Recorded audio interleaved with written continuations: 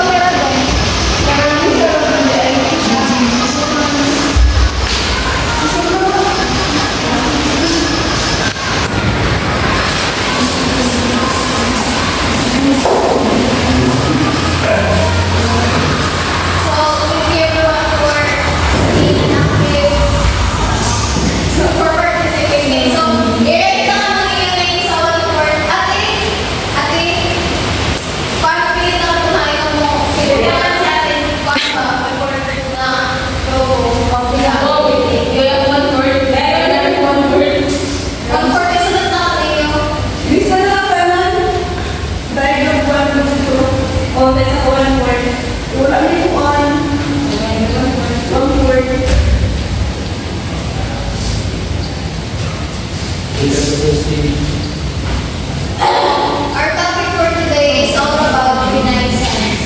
So,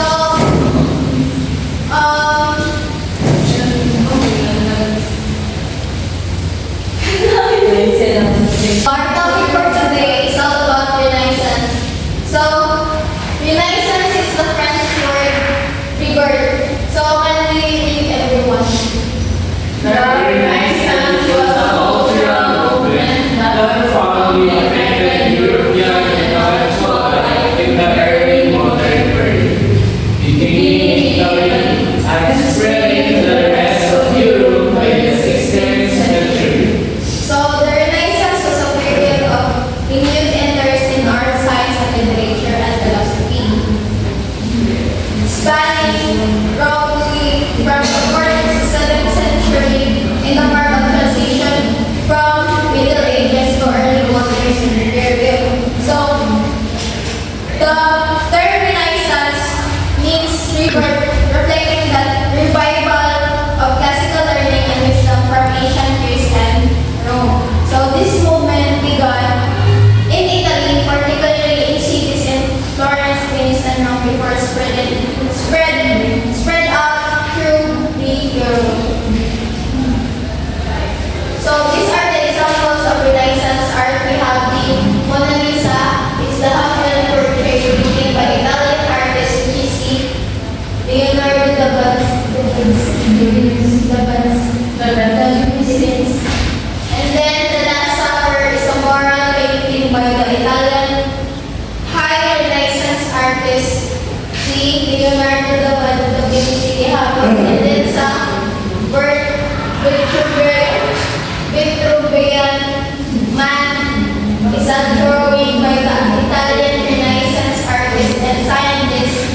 si Kuan si Leonardo da Vinci. So, read everyone. The moon is also created in different ways by different cultures. In Italy, where This is often referred to as the Gioconda, which translates to the joy of woman. So the Mona Lisa has also been interpreted in different ways. Kibali yun is nangungulag ang masayahing babae. Ang pangalang ito ay nagmula sa kay Lisa ang modelo na obra ng maestra ni Leonardo da Vinci. Ang tawag na ito ay nagpapakita ng kagalangan at positibong damdamin na kaugnay ng kanyang misteryong hindi na nagiging isa sa mga pinagtatalunang bahagi ng kultura. So, talagang sa dinang ko ako din sa painting na Mona Lisa no kay sige sa natin sige sa natin ni Michael sa mga klase kay ang ganda ng pinaka-famous na himo ni Leonardo da Vinci. Pero wala din na kay Jackie ko rin siya. So next is the Last Supper. Can you read everyone? The Last Supper is often seen Seen as a foreshadowing of Jesus' sacrifice on the cross during the meal, when Jesus broke bread and shared wine with his disciples. These words are understood to be a prediction of Jesus following death and his sacrifice of the salvation of humanity. So, ang The Last Supper ay madalas itinuturing bilang isang pahiwatig o paunang anunsyo na sakripisyo ni Jesus sa krus. Sa ipagkunan kasama ang kanyang mga dispulo, binasag ni Jose Rizal ay ang tinapay ay binahagi at ang anak bilang isang simbolo ng kanyang katawan at dugo. So, every Christian na bibigay ko ang tinapay ay palisan sa amin Jesus na ito ang aking katawan na ibinigay para sa inyo. Na sumisimbolo ng kanyang katawan na ipinako sa krus.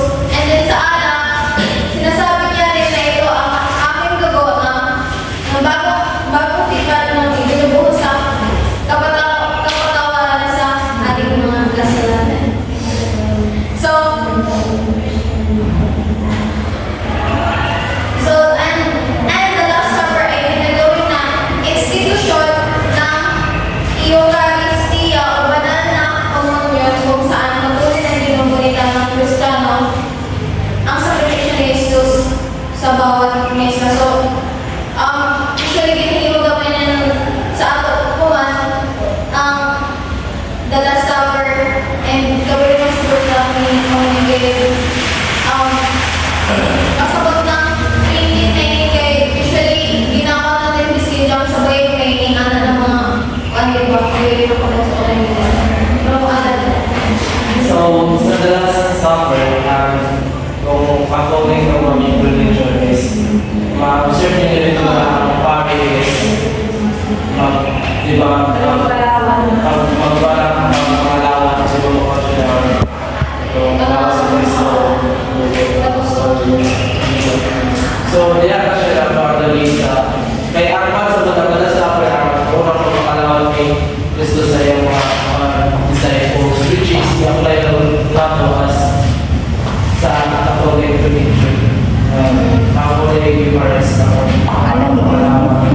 So, kahit karang mo yung basta rin lang, may hinihan mo sa people basta mga So, thank you, Mr. Romero. So, tagaan ko ng may makapakpak si Romero. Okay, Maricel, okay mo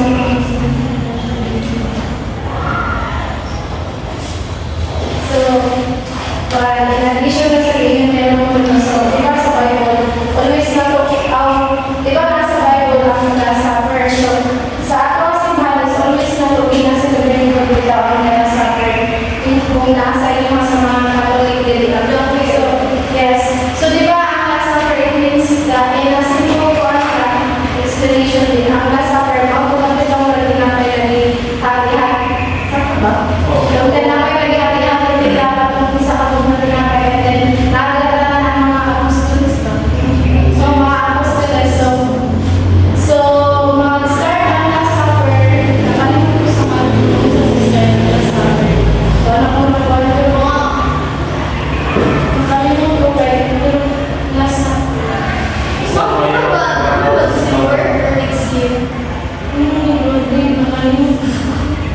Pero Isa sa'yo na rin, basta. oo, dala sa third year.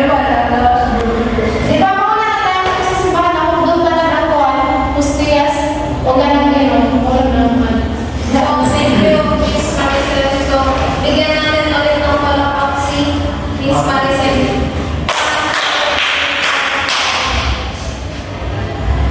So, next, yan ay mag-add. So, Merry everyone. Nakita din yan. Makita ko. Ito mo pero may basa. Victoria man. Wait, paano ako guys? Makita ko din sa video na. Victoria man is a study of the human form which is meant to be perfectly proportionate through the application of geometry and mathematics. Its only meaning is to demonstrate the perfect ratios and proportions found in the human. So, this is another art na hihimo ni Mira Devansi na iba sa ang pag-aaral ni at sa iya himo sa atin ng tao na nagpapakita ra ito ng perfect ng proportion gamit ang geometry at mathematika. So, as you can see, consider ito kanang doon siya ka tao, siya ka tao. Isa lang. Buhay siya. Sa nakimali ang kanya, ang iyang master sa nakimali ko. Niya, Ayaw mo bigyan sa nakimali ko. di ba niya, karang certain dito sa kanya, murag buti di ka tao pa nakakakuan na yun mo na ipinapakita nito ang paano ang katawan ng isang tao maaaring ipasok sa parehong bilog at parehong sa may simbolo ng balansihan, harmonia. So, kuya ko din halos na idea sa virtual man kay galagod ako bili agad na pag-concept ng Ay, masabot ako ay din. hindi masabot siya ba? Masaya tuloy ko. Itong tao. Kuan, di ba rin pinapakita nito paano ang katawan ng tao ay maaaring maipasok sa parehong bilog at paresukat na sumisimbolo sa balansi at harmonia. Di ba rin sa geometry at mathematika? Pati ang hindi mo kasabot sa iyo art. Nahilayan sa kita ng pagkanaw o hindi ng iya art dito. Pero ako din na, yes, iya. Hindi ka na ba natin teacher ipakita siya mga sa kanila sa lima na natin sa Di ba ang i-sir na busy sa proportion. So, bakit sa'yo ng measurement, di ba? So, ang iyang painting is about sa lalaki sa gaya no person, isa lang yan person. So, iyang ikuha sa geometry of same proportion lang. Kailangan ko ano daw yung di ba nila ako siya na wala din. Ang ginagawa is pumabalikan ko na ako so iyan i-try ang same lang ba ang portion na makuha sa different ang position lang sa katawan na sa Vitruvian lang. Ikaw din, may mga sa pamumugi. Sa kuan ko din, pero thank you Romano. Ang iyong explanation about it, pero ang iyong din art din kung pa niya kung hindi na mag-explain about mathematica. So, Maricel, basta may ka-advance ni about sa virtual na hindi kayo na. Fear? So, next is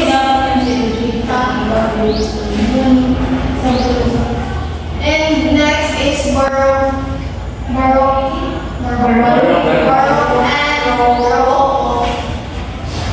So these are the example of Baroque artworks. So Ecstasy of Saint Teresa. The Ecstasy of Saint Teresa is a sculptured altarpiece group with a white marble set in an elevated 80-fold in the ornato chapel of the Church of Santa Maria della Ventura in Rome. So the artist is Gian Lorenzo Bernini.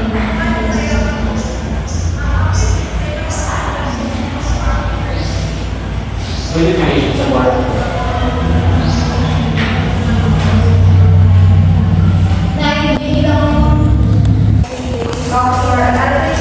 Architecture will go together in one way as a human institution. First, ito na sa example ko na sa mga simbahan tao mga mga sculpture na mga residential na pero sila sa katuloy ba sa lupa may important Sculpture, architecture, para para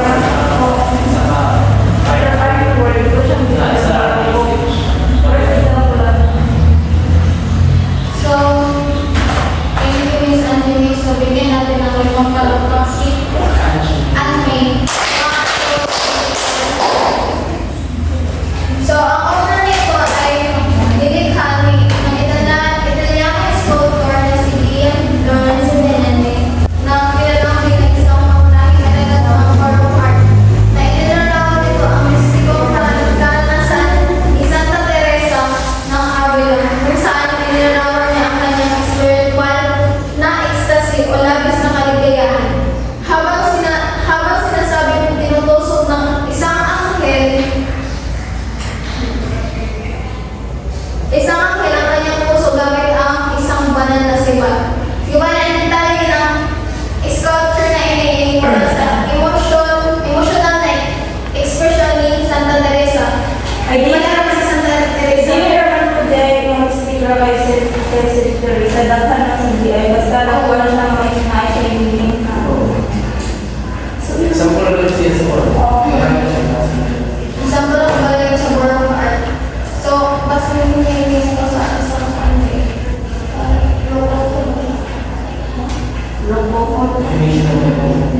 Another example gihapon ng Baroque art.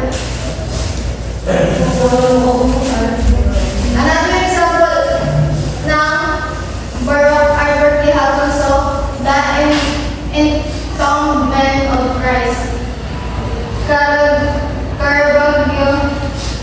Caravaggio create one of his most admired altar pieces, the Entombment of Christ in 1603 to 1604. For the second chapel of the Christ in Santa Maria in Balisla, a church built for the oratory of St. Philip Neri. So, ang artist is si Peter Paul Rubens. So, makita ang picture. So, ang meaning ng loob is nagpapakita ng isang masayang eksena. Adili. Isang obra na naglalarawan ng pagbaba sa katawan ni Jesus mula sa krus at ang kanyang paglalagay sa libingan.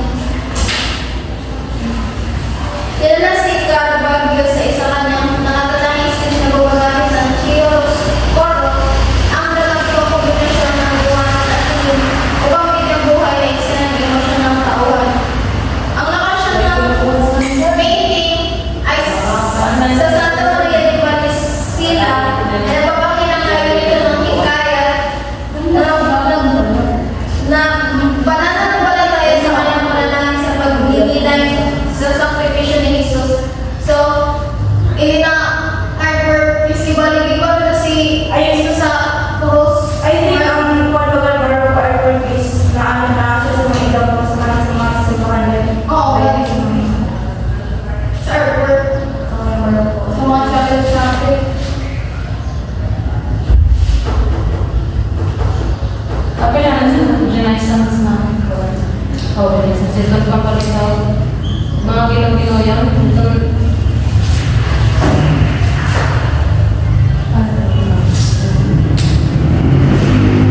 So, example naman sa tinig ng kuan ng Baroque artwork, example ng Galileo. Example naman sa Galileo. Hindi naman yan. So, kaya yung art is combination ng sculpture of architect. Nakuha siya ilang artwork. Just like for example, dito nagbabasan dito sa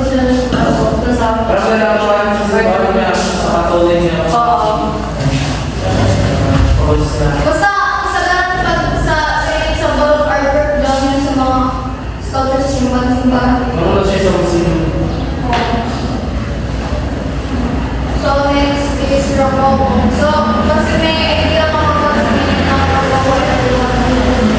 Rococo. Rococo. According to my research, Rococo was all about an artistic movement in 1720s to 1770s characterized by light-hearted, playful, and ornate works. And there are some notable Rococo artworks. First is John Honoré Graduler, not the Oh yeah. Example sa inyo. Na-example lang for definition. Ang first na painting ni Rococo, galing sa Rococo, dili. Para siya artistic movement na